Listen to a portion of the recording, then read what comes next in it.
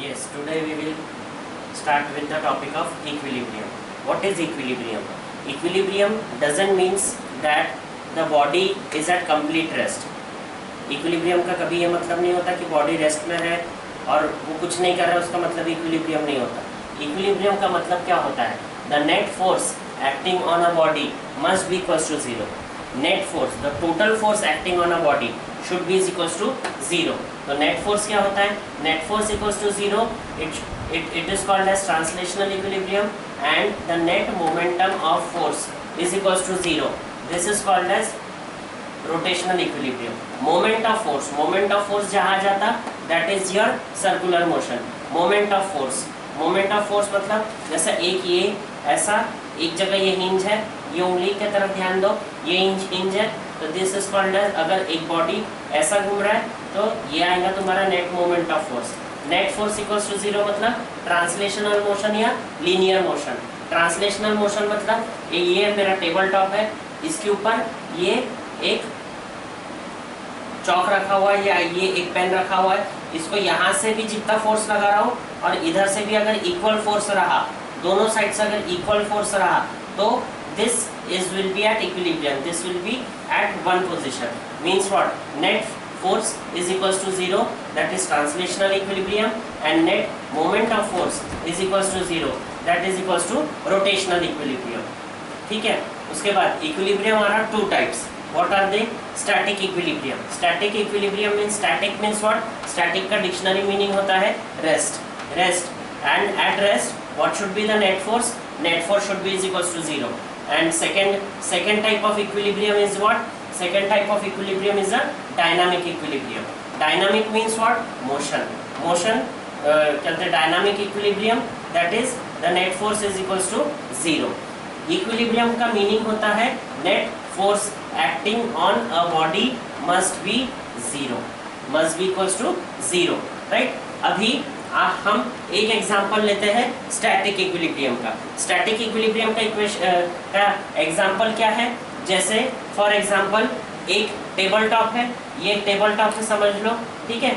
ये table top के ऊपर ये रखा हुआ है मेरा चॉक, ठीक है, या ये मेरा एक पेन रखा हुआ है एक टेबल टॉप पर. यहाँ अगर नहीं दिख रहा है तो ये देखिए, ये मेरा एक टेबल टॉप है, इसके ऊपर मैंने ये पेन को रखा है, ठीक है. अब ये पेन को रखा है मतलब क्या है?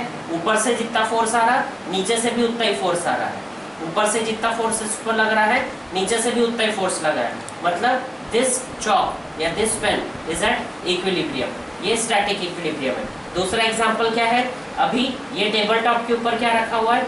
ये टेबल टॉप के ऊपर ये मेरा एक पेन रखा हुआ है. अब ये पेन को अगर मैं ये डायरेक्शन में भी पुल करूंगा, ये डायरेक्शन से समझ लो मैं 5 न्यूटन का एक फोर्स लगा रहा हूँ और ये डायरेक्शन में भी 5 न्यूटन का फोर्स उस साइड लगा रहा हूँ. मतलब एक आपके राइट में एक फोर्स लगाओ 5 न्यूटन का और एक लेफ्ट में फोर्स लगाओ 5 न्यूटन का.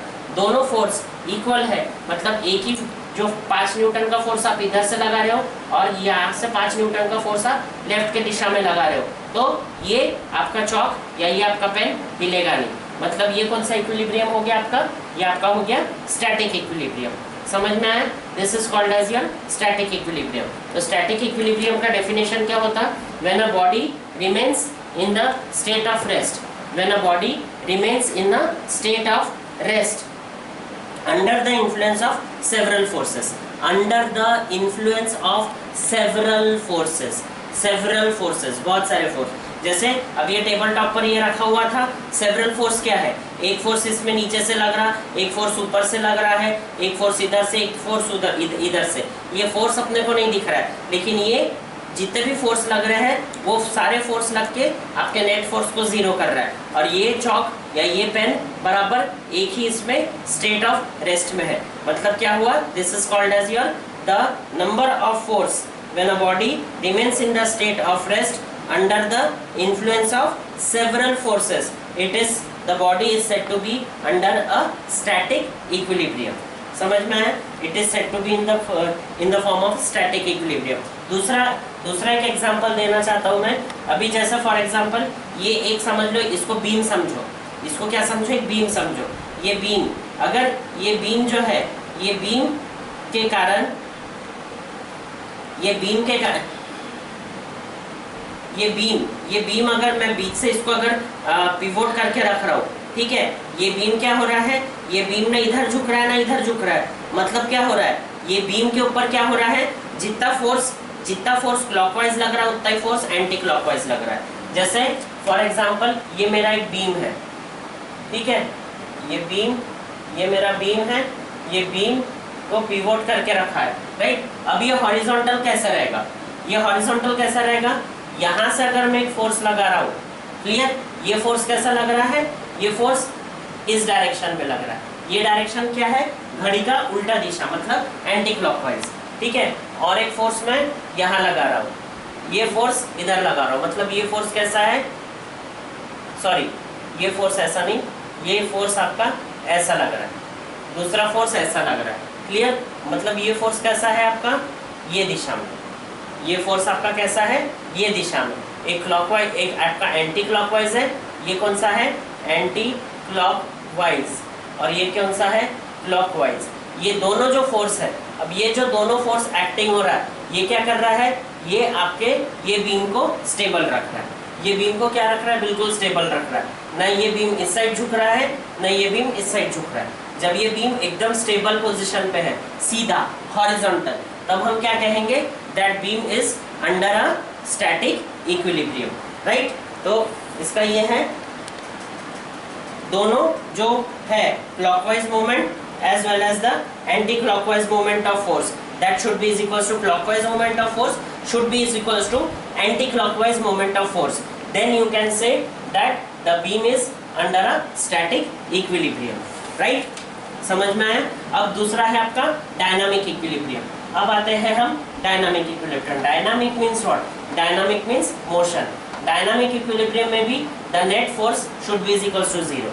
लेकिन अब ये क्वेश्चन आपके दिमाग में आना चाहिए कि डायनामिक इक्विलिब्रियम है, मोशन में है, लेकिन फिर भी हम क्यों कह रहे हैं कि नेट फोर्स, कि डायनामिक इक्विलिब्रियम क्यों होता है, डायनामिक में है, मोशन में है, लेकिन फिर भी हम कह रहे हैं कि dynamic, it is called as a dynamic equilibrium.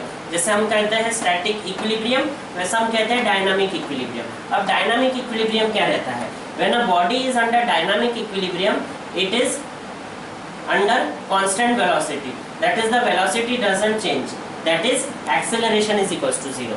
velocity जब कोई चीज एक्सेलरेट नहीं होता है, जब कोई चीज एक्सेलरेट नहीं होता है, मतलब ना ही ज्यादा एक्सेलरेट होना ना ही कम एक्सेलरेट होना, जब acceleration is equals to zero, then you can say that substance या that object is under a dynamic equilibrium, या मोशन में भी वो इक्विलिब्रियम में रहता।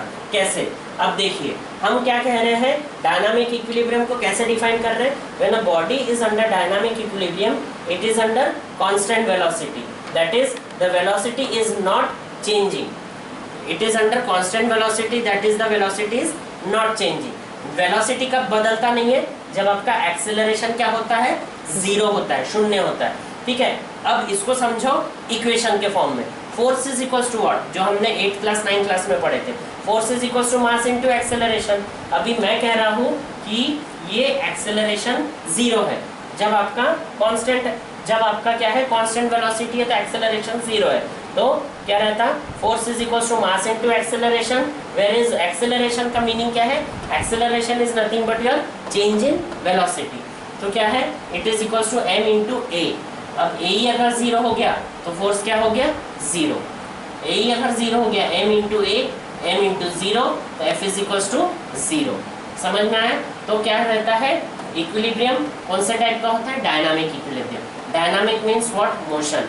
और अगर डायनामिक इक्विलिब्रियम हम कह रहे हैं, मतलब the net force acting on any object is equals to zero, we can say that object is under a dynamic equilibrium, ठीक है। इसका हम अभी बुक का डेफिनेशन में बता रहा हूँ। When a body remains in the same state of motion under the influence of several forces, the body is said to be in dynamic equilibrium. मतलब the body is when a body remains in the same state of motion, body remains in the same state of motion, मतलब वो linear motion भी रह सकता। मतलब अभी आपका ये बॉडी अगर ऐसा सीधा सीधा सीधा चल रहा है, मतलब इसमें एक्सेलरेशन कुछ नहीं है, it is moving under a constant velocity. समझ में आया? Constant velocity means what? The velocity is not changing with respect to time. मतलब आपका जब बॉडी एक कांस्टेंट मोशन में चल रहा है, राइट, या it is under the influence of a rotation. Rotation means what? अभी फॉर एग्जांपल इसको मैं एक रस्सी बांध देता हूँ और आखिरी में एक पत्थर रख रहा हूँ और इसको क्या कर रहा हूँ, मैं ऐसा घुमा रहा हूँ, ठीक है। तो घुमा रहा हूँ मतलब क्या है, ये आपने बचपन में पढ़े होंगे स्लिंग। स्लिंग क्या रहता है, एक रस्सी को एक क्या कहते हैं, रस्सी का एक एंड आपके हाथ में है, दूसरे एंड में एक पत्थर बंधा हुआ है, उसको मैं क्या कर रहा हूँ, ऐसा घुमा रहा हूँ। मतलब वो क्या हो रहा है, एक constant uniform circular motion, circular motion में वो घूम रहा है, राइट। तो उसको हम क्या कहेंगे, इट इज अंदर वहाँ एक्सेलरेशन कुछ नहीं हो रहा है और ये क्या हो रहा है, आपका एक डायनामिक इक्विलिब्रियम ले रहा है। इसका एग्जांपल लेते हैं कि एक रेन ड्रॉप। रेन ड्रॉप क्या रहता है, एक समझ लो रेन ड्रॉप मतलब ये जब पानी ऊपर से गिरता है, पानी जब आपका ऊपर से गिरता है तब उसमें कौन कौन से इफेक्ट रहते हैं, ठीक है। पानी जब ऊपर से गिरता है मतलब ये जो फोर्स है, पानी नीचे गिरेगा। नीचे क्यों गिरेगा, क्योंकि एक ग्रेविटेशनल पुल रहेगा उसको, ठीक है। और दूसरा क्या रहेगा, नीचे से भी एक फोर्स एक्ट होता, ये फोर्स क्या रहता है आपका, एयर प्रेशर, ठीक है। ये आपका है रेन ड्रॉप, ये क्या है आपका,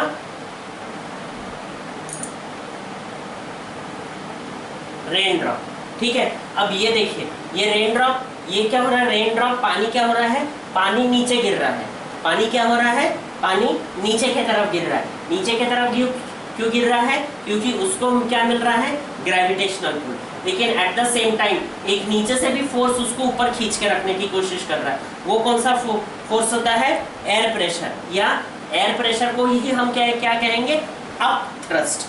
क्या कहेंगे उसको, अप थ्रस्ट, ठीक है। तो ये जो रेन ड्रॉप होता है, a raindrop reaches the earth with a constant velocity.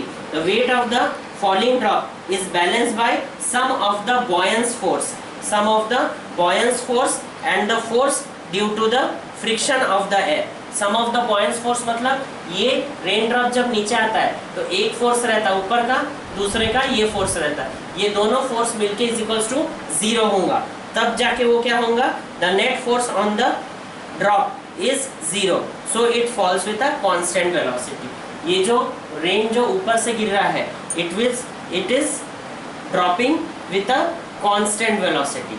ये जब ऊपर से गिर रहा है तब क्या हो रहा है, कांस्टेंट वेलोसिटी है। तो कौन सा फोर्स रहता है, एक उसका बॉयंस फोर्स रहता है, एक उसका ग्रेविटेशनल फोर्स रहता है, और दूसरा फोर्स रहता है अप थ्रस्ट या एयर प्रेशर रहता है, ठीक है। अब ये दोनों फोर्स क्या रहता है,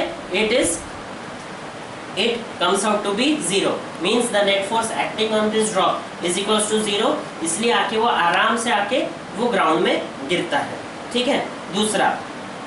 दूसरा और एक एग्जांपल मैंने अभी वो जो स्टोन का बताया था वो सिंपल एग्जांपल, लेकिन वो जो स्टोन का एग्जांपल है वो हम उसको रिलेट करेंगे हम यूनिफॉर्म सर्कुलर मोशन, जो आपका आगे वाला टॉपिक है, ठीक है। वो आपका आगे वाला टॉपिक है 1.8 में टॉपिक है, ठीक है। इसके बाद हम ग्रेविटी पढ़ेंगे, ग्रेविटी के बाद यूनिफॉर्म सर्कुलर मोशन पढ़ेंगे। उसके बाद होता है आपका, अभी आपका होता है प्लैनेट।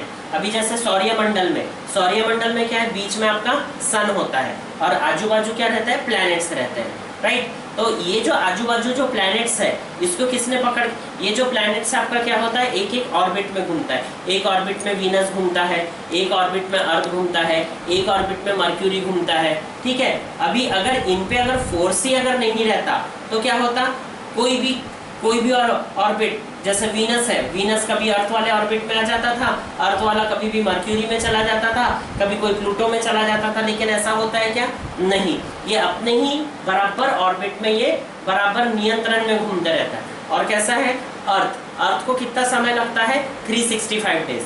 कितने भी जब से यूनिवर्स सेट हुआ है तब से अर्थ को कितना समय लगा, एक सन के पूरा एक चक्कर काटने को 365, आज भी वो 365 डेज ही लेता है। उसके ऊपर ज्यादा लेता है क्या, नहीं। कम लेता है क्या, नहीं, ठीक है। तो ये एक कांस्टेंट फोर्स है, आपका अर्थ घूम रहा है। वैसे ही सेम है आपका, जैसे क्या बोलते हैं उसको, वीनस, मर्क्यूरी, फिर और बहुत सारे प्लैनेट्स हैं, 9 प्लैनेट्स आते हैं, प्लूटो, नहीं प्लूटो सॉरी प्लूटो लुप्त हो गया, नेपट्यून, ठीक है, लाइक दैट। तो ये जितने आपके सौरमंडल में जितने भी प्लैनेट्स हैं सब अपने अपने इसमें घूम रहे हैं, क्लियर। और ये जो अपने अपने इसमें घूम रहे हैं ये क्या कर रहा है, they are moving in a uniform circular motion, ये बराबर घूम रहा है, एक पर्टिकुलर डे है इनका, इसीलिए हम क्या कहेंगे कि the motion of a planet around a sun और the motion of a satellite around a planet, satellite around a planet, मतलब सैटेलाइट मीन्स व्हाट, अपने अर्थ के लिए कौन सा सैटेलाइट है, moon, moon is a satellite. Moon का भी देखना बराबर 15 दिन वो कैसा होता है, 15 दिन के लिए आता है, फिर 15 दिन नहीं आता, फिर 15 दिन आता है, मतलब क्या है, वो भी बराबर अर्थ का ऑर्बिट ले रहा है, motion of a satellite around a planet. और एक एग्जांपल है केमिस्ट्री का कि motion of electrons around a nuclei, motion of electrons around a nuclei, ठीक है। It is also called as a dynamic equilibrium. They are also performing the concept of a, या they are also following the concept of a dynamic equilibrium, ठीक है। अब dynamic equilibrium में के conditions होते हैं दो, dynamic equilibrium के दो condition होते हैं, कौन सा, the resultant, पहला तो the resultant force acting या the net force acting on a body must be equals to 0, और दूसरा the algebraic sum of the moment of all the force acting on a body about a point या about a point of rotation should be equals to 0, मतलब the net forces acting on a body should be equals to 0 and the पहला वाला point, पहला वाला उसका condition, this is your first condition कि net force acting on a body should be equals to 0, और दूसरा है the net moment of force acting on any rotational क्या है, the algebraic sum of the moment of force, algebraic sum of the moment of force या the net moment of force acting on a body about a point, about the point of rotation, about the point of rotation must be equals to 0। समझ में आया, okay.